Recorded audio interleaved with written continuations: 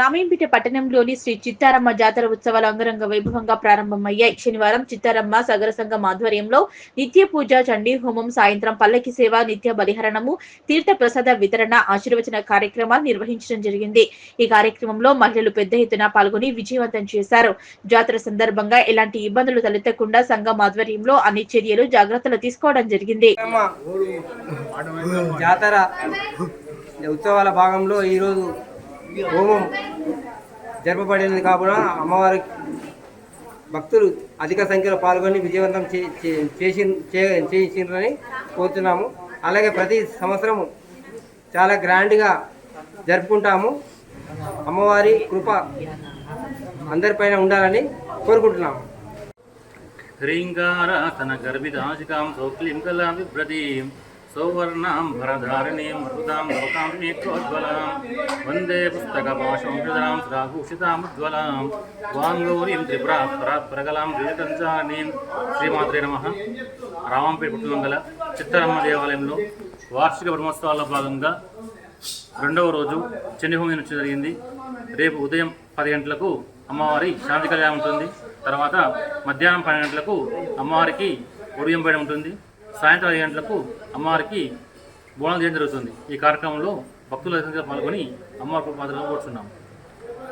చిత్తారమ్మ వార్షిక బ్రహ్మోత్సవాల సందర్భంలో నిన్నటి నుంచి అనగా 24/1/2025 నుండి శతపీఠ అభిషేకము మరియు ఈరోజు చండీ హోమము, రేపు బోనాలు మరియు అమ్మవారి కళ్యాణము జరుపుతూ మరియు ఇట్టి బ్రహ్మోత్సవాలను ప్రతి సంవత్సరం అంగరంగ వైభవంగా శ్రీ సగర సంఘం తరపున చాలా పెద్ద ఎత్తున జరుపుతున్నాము.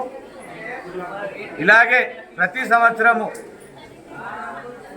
మాకు మా సగర సభ్యులందరిపైన మరియు ఈ రాష్ట్రం పైన మరియు ఈ రామాయంపేట ప్రజలపైన అమ్మవారి కృప ఉండాలని మరియు సర్వేజన సుఖినోభవంతు అన్నట్టు అమ్మవారి కృప మాపై ఉండాలని కోరుకుంటూ మరియు ఈరోజు సగర సంఘం రాష్ట్ర సగర సంఘం క్యాలెండర్ను కూడా ఆవిష్కరణ చేయడం జరిగింది.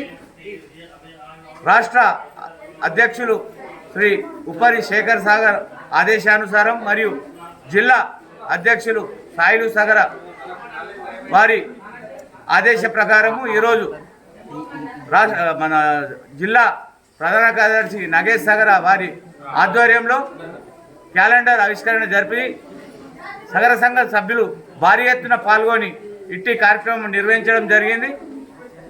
అలాగే ఇదే